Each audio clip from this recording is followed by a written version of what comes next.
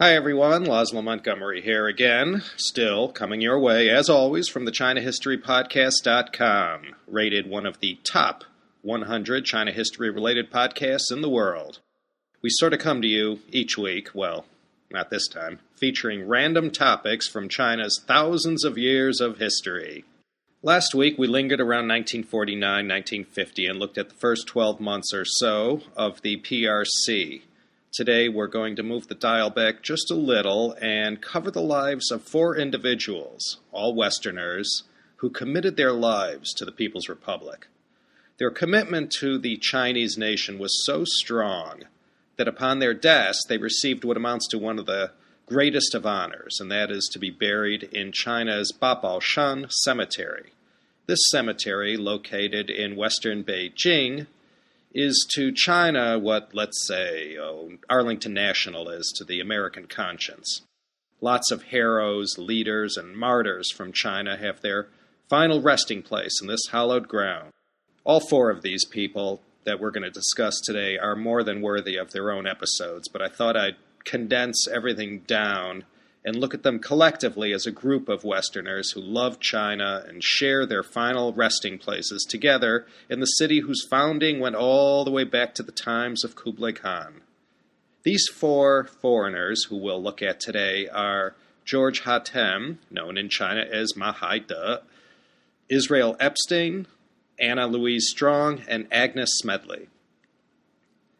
All China history aficionados, no doubt, have heard of all or most of them, but just in case you needed to brush up on exactly how they made their mark, or if you aren't familiar with them at all, today we'll take a look at all four, their lives, and how they ended up in China, and why, after their deaths, China's leaders accorded them this highest of honors. Before we do that, though, let's look at Babaoshan Cemetery and briefly examine the history of this sacred ground in China and for the Communist Party. The whole name is the Babaoshan Revolutionary Cemetery, or Babaoshan Geming Gongmu. Ba means 8, Bao means treasure, and Shan means mountain, so it's 8 Treasure Mountain. The history of this place goes all the way back to the Ming Dynasty. There was a general named Gang Bing who served under the Yongle Emperor, who we featured in CHP episode number 32, the Ming Dynasty Part 2.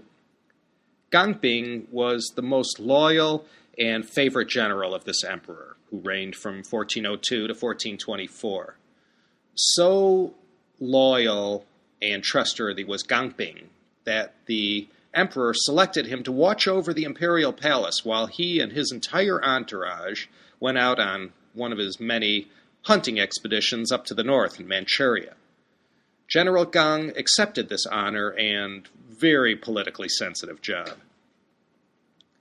General Gang knew that this trust that the Yongle Emperor gave him had a double-edged sword in that it accorded him great honor and political power, but at the same time left him vulnerable to the wiles and machinations of the eunuchs and other palace favorites who ate men like Gang Bing for lunch.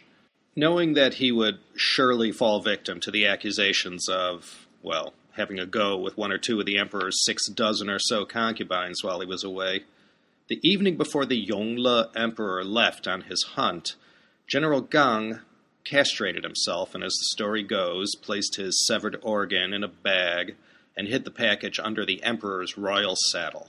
The Ming emperor then went off on a splendid hunt, and sure enough, when he gets back to the palace after his outdoor expedition, he is met with whispers and hints and allegations that General Gang Bing was having, how shall I say, an inappropriate relationship with one or several of the emperor's concubines.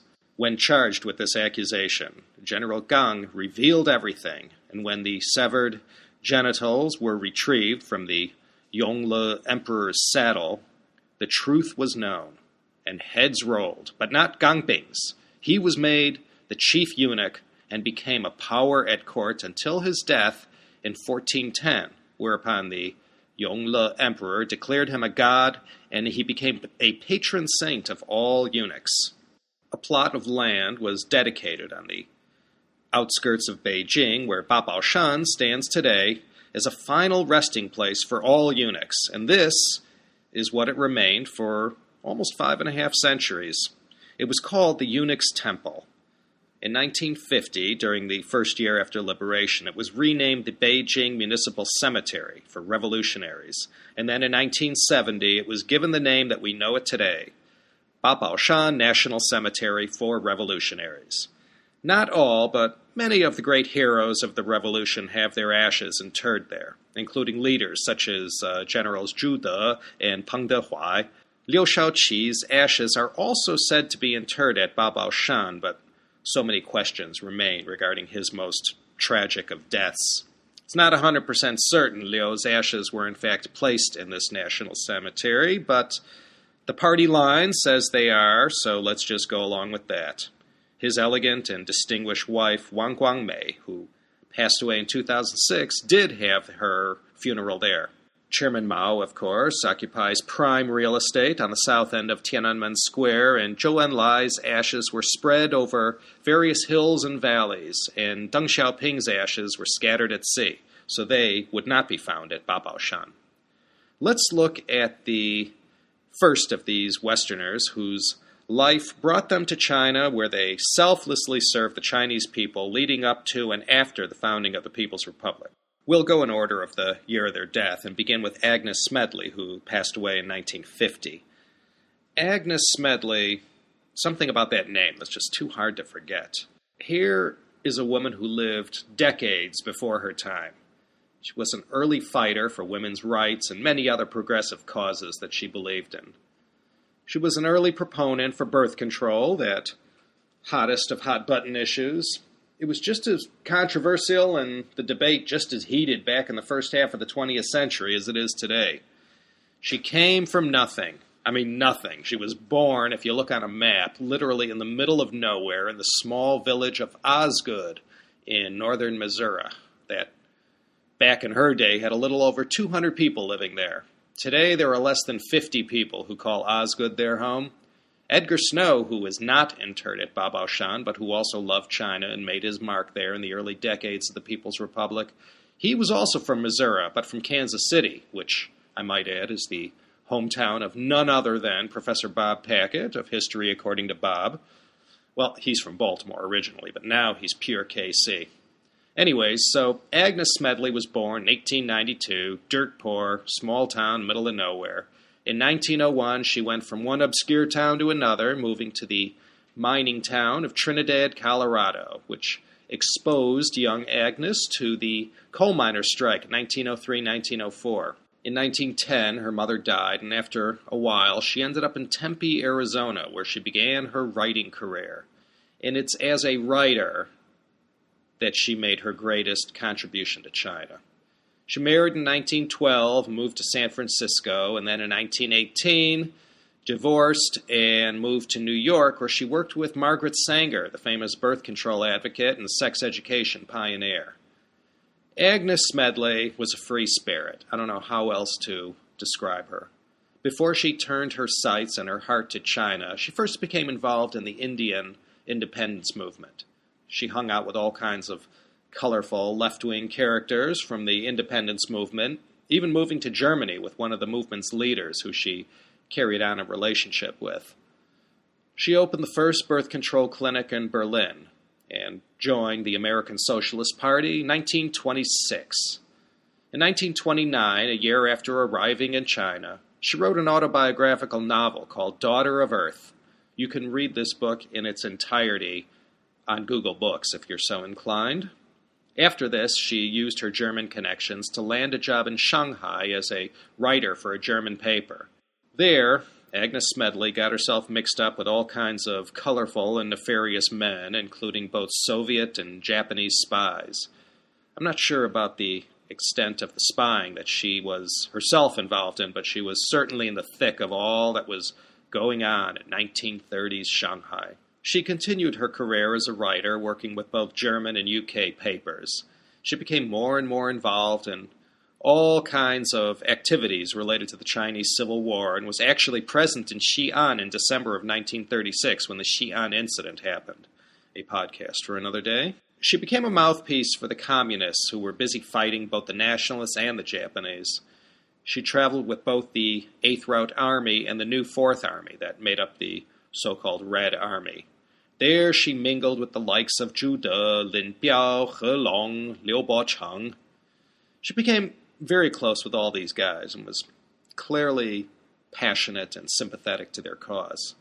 However, when she applied for membership to the Communist Party in China, her application was rejected, no doubt because of her fiercely independent spirit.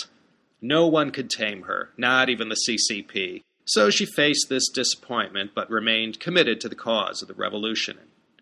Between 1938 and 1941, she was continuously in the thick of everything going on in China, reporting from the front, facing down death and enduring all the hardships that one might expect in the middle of a war zone.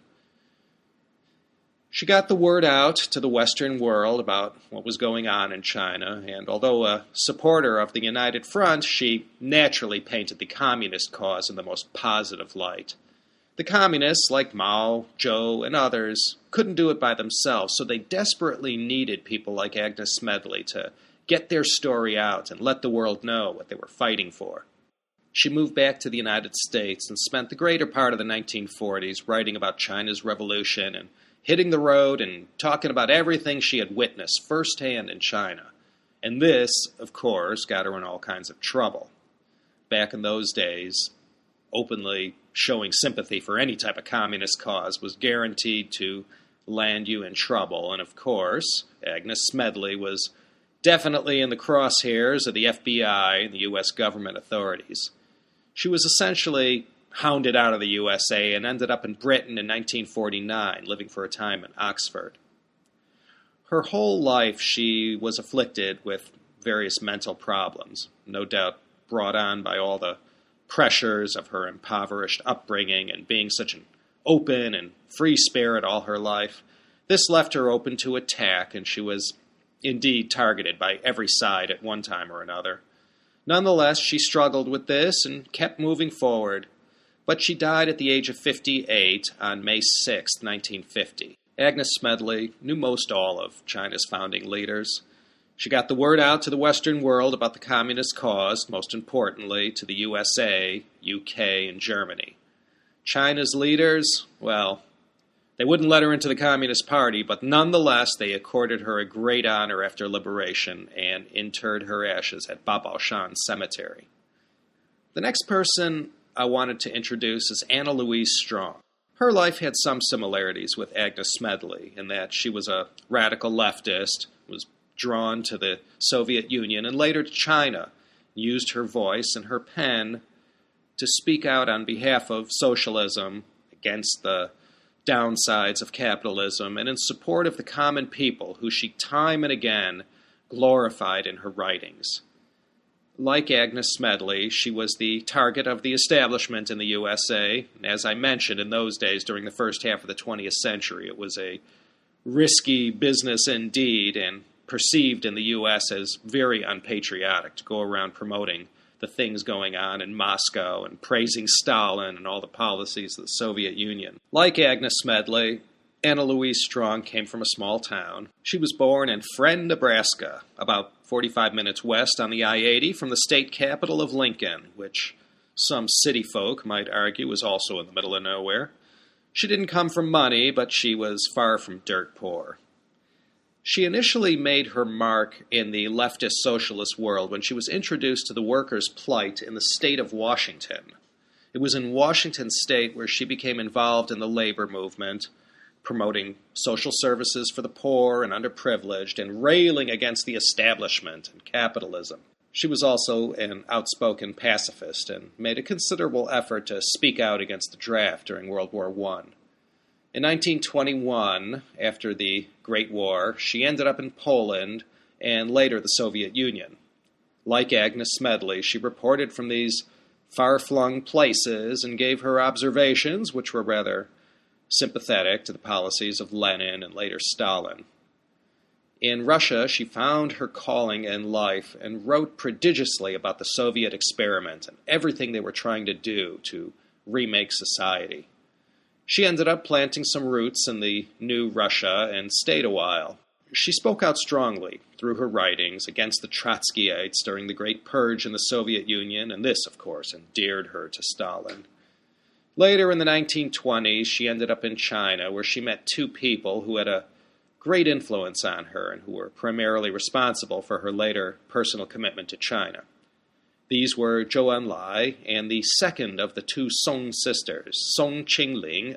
You remember the Song sisters, forever immortalized by Chairman Mao when he said one loved money, one loved power, and one loved China. And it was Song Qingling, wife of Sun Yat-sen, who was the one who loved China.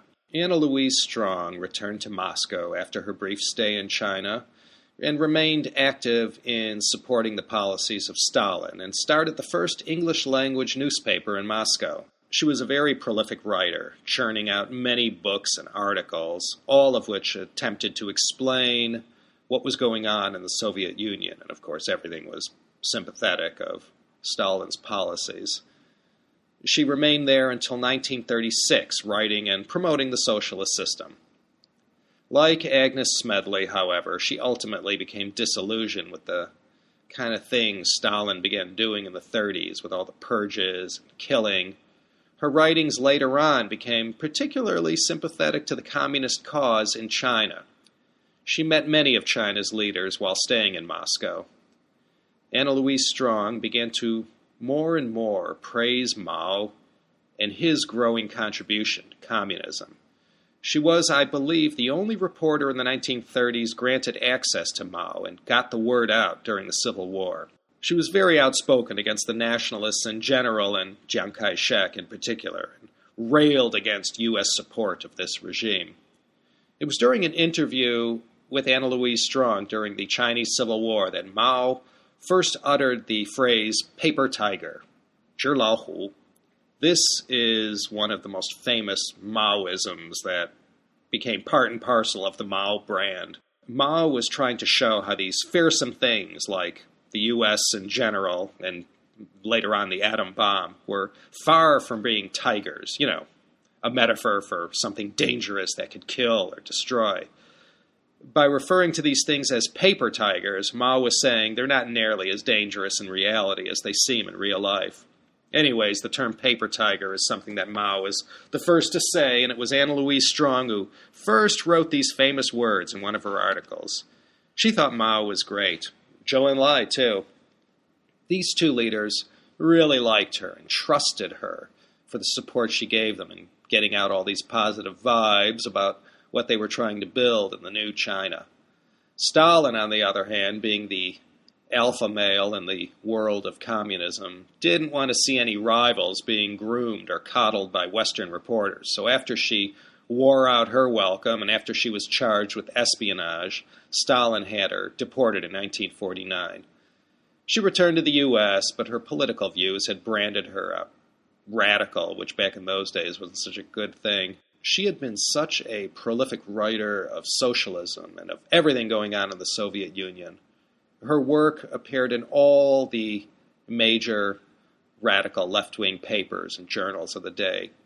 She also wrote several books documenting her experiences. So although the fringe left embraced her, the mainstream sort of saw her as a kook, so she didn't really feel too welcome back in the U.S. Back in those days, having these extreme left views could get you locked up in prison. It's not like today where extreme views either on the right or the left have become sort of mainstreamed.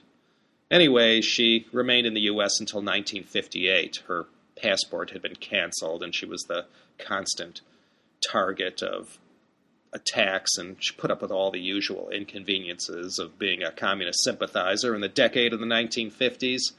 Once her passport was restored in 1958, thanks to the Supreme Court case of Rockwell Kent versus John Foster Dulles, she picked up and moved to China, and basically that's where she stayed until the end of her days. The amazing thing about Anna Louise Strong was that she remained a revered figure in China amongst the Babaoshan, the common people, as well as China's leaders. And even during the Cultural Revolution, when so many foreigners, like her friends Israel Epstein, Sidney Rittenberg, for example, who had always spoken out on behalf of Mao and the revolution, had suffered and fell from grace. But Anna Louise Strong was never targeted by the Red Guards and remained in Mao's good graces throughout the entirety of the Cultural Revolution. In fact, she was even allowed to become an honorary Hongwei Bing, or Red Guard. In the end, during the last decade of her life, she had sort of become China's official spokesman to the English-speaking world. In 1962, she began writing a series of columns called Letter from China, something Zhou Enlai had coaxed her into doing. And this column was sort of a window into a world that was practically sealed shut from the West. She remained a friend to all communists, meeting Ho Chi Minh and other leaders of the socialist world. In 1965, she had an 80th birthday party, which both Mao and Zhou attended, and that alone sort of speaks to how revered and how special of a person she was in China. She died on March 29, 1970, and was given a very large public funeral, and her ashes were interred at Babaoshan, and I'm sure she and Agnes Smedley had a whole bunch to talk about afterwards. Now let's look at George Hatem, another sacred cow in the pantheon of famous Lao Wai from Chinese history. George Hatem, better known in China as Mahadev, was a physician. His signature claim to fame, amongst a number of achievements, was that he was the first foreigner to be granted citizenship in China after 1949. He was born Shafiq George Hatem on September 26, 1910, in Buffalo, New York. He was of Lebanese ancestry. His father, Nahum Salama Hatem, came from the village of Hamana in Lebanon, about 26 kilometers east of Beirut. He received his medical training in the U.S., Europe, and in Beirut. And through the relationships he had made along the way, he and a couple of his colleagues found themselves in Asia, and in 1933 ended up in Shanghai, arriving there on September 5th. There in Shanghai, he set up a medical practice and took on a Chinese name, Mahadev, and hung out with the likes of Agnes Smedley, Rui Ali, Israel Epstein, who we'll look at in a moment, and other noted communists. He practiced in Shanghai for a few years, but closed up shop after becoming disillusioned with the whole scene there, the corruption, the misery. I mean, 1930 Shanghai was not the place for a good, honest idealist trying to do some good for society. So, with the help and influence of Song Qingling, Madame Sun Yat-sen, he ended up in Shanxi province in Xi'an, where he provided health care to the communists who had ended up there after the Long March. There he hung out with the likes of Edgar Snow and all the communist leaders. Mao Zedong was notorious for shunning medical care and any and all doctors, but back then George Hatem provided medical services to the chairman. I think he may have been the only Western doctor to have this claim to fame. What is there to say except that this guy was a saint? He was a Western doctor who truly personified the term Wei Renmin Fu. He, along with the immortal Canadian Dr. Norman Bethune, served the people selflessly, attending to the sick and wounded and using their channels to provide medical services to the Chinese up in the north. He was there when the Dixie Mission arrived in Yan'an in July 1944. We'll cover the Dixie Mission in another podcast. Essentially, this was a diplomatic mission on behalf of the U.S. where feelers were sent out to see if the communists were people that the American government could work with. As we all know, we ditched these efforts in favor of full support for the nationalists. Mahadev, George Hatem, continued to serve the communists as a doctor throughout the entirety of the Chinese Civil War. And after liberation in 1949, he remained in China, serving in an official capacity in public health care. He is credited with leading campaigns that wiped out leprosy in China and helped to eradicate venereal diseases. In 1986, he was presented with the Lasker Medical Award, which is an honor given since 1946 to those who have gone above and beyond the norm in the field of basic medical research. In presenting the award, the Lasker Committee noted that, quote, Dr. Ma's contributions can be compared in importance to the eradication of yellow fever and the bubonic plague, and as a model for the public health control of venereal diseases, they stand alone. George Hatem, Mahadev, spent the rest of his days in China, working tirelessly in the field of public health. He was active in politics and using his influence and position to advance public health and hygiene in China. After China opened up again in the 1980s, he served as a member of the Standing Committee of the CPPCC, the good old Chinese People's Political Consultative Conference, which you might recall from the last episode. He died in Beijing at the age of 78 in 1988. I remember the day well. It was about a year before I moved to Hong Kong. He was accorded a multitude of honors and, of course, was given one of the ultimate honors in having his final resting place in Babaoshan Cemetery. He truly lived a great life. Last but not least, let's look at Israel Epstein.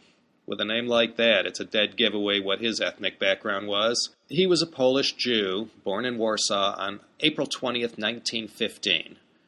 There weren't too many foreigners who went on to be accepted into the Communist Party in China, but Israel Epstein was among the chosen ones. No pun intended. Like Agnes Smedley and Louise Strong, Israel Epstein is remembered as a friend of China who helped get the word out to the international community about the transformations that were going on in China during the 1930s up until his death 6 years ago in 2005. Like many Jews who faced persecution after the Bolshevik Revolution, Israel Epstein's family wound up in Tianjin, one of the few safe havens in China. He was 2 years old when his parents moved there, and at the young age of 15, he had begun his career as a writer and journalist. Like the other three people I've introduced, he knew all the leaders and throughout his long career had interviewed them all. As with Louise Strong, Epstein's champion in China, who brought him together with the top leadership, was none other than Song Qingling. It was Madam Sun who established the China Defense League in 1938. The purpose of this organization was to publicize China's dire situation in the late 1930s after the Japanese began running amok in China. So effective was he in getting the word out and bringing a lot of heat on the Japanese that he became a marked man and famously had to fake his own death in order to get the Japanese secret police off his case. He was a longtime friend and colleague of Edgar Snow, who we'll cover one day in another podcast. Edgar Snow is best known for his magnum opus, Red Star over China. In fact, it was Israel Epstein who got to see and critique the manuscript first before the book was published. So he was part of the gang of true believers who lived in China during the Civil War and were committed to getting the word out about what Mao was trying to accomplish.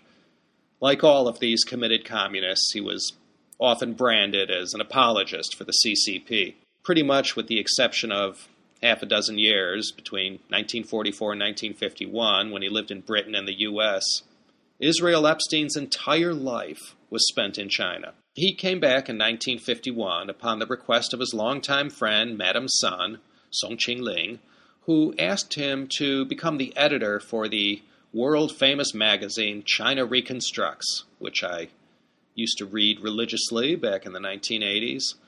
Well, this journal was more or less filled with CCP propaganda, but it was nonetheless a window into a world that during the 50s and 60s was as hermetically sealed as today's North Korea. In 1957, Israel Epstein became a Chinese citizen, and in 1964, he joined the Communist Party of China. And this turned out to be a double-edged sword in that during the Cultural Revolution, he wound up in China's version of Lefortovo Prison, which in Beijing is the notorious Qincheng Jianyu, Qincheng Prison. He had plenty of company there. Sidney Rittenberg did time there, as well as leaders such as Bo Yibo, father of the rising star in China now, Bo Xilai, as well as Peng Zhen. He ended up in Qincheng Prison due to some trumped-up charges that he had plotted against Zhou Enlai. Premier Zhou issued an apology to Epstein upon his release. And despite the time spent there in solitary confinement, he'd never wavered from the cause of the Communist Party and remained a loyal member up until the end. Like George Hatem, Israel Epstein was a member of the Standing Committee of the CPPCC, and he continued to write and to speak out positively about the PRC and was as much a friend to the leaders as the others I have mentioned. He was personally friends with Mao, with Zhou, Deng Xiaoping, Jiang Zemin, and Hu Jintao. In fact, when he officially retired in 1985, Deng Xiaoping personally attended his retirement party. And when he passed away quietly in Beijing on May 26, 2005, his funeral was held at Babaoshan Cemetery. And in attendance was no less than the president of China himself, Hu Jintao. Also in attendance were Premier Wen Jiabao and other party luminaries such as Jia Qinglin and Li Changchun. There were more than just these four who I've mentioned, who China's leaders depended on to spread the word and help polish China's international image, especially prior to China's opening up to the outside world in 1978-79. The list is long, but today we only covered those whose graves can be visited at Babaoshan Cemetery.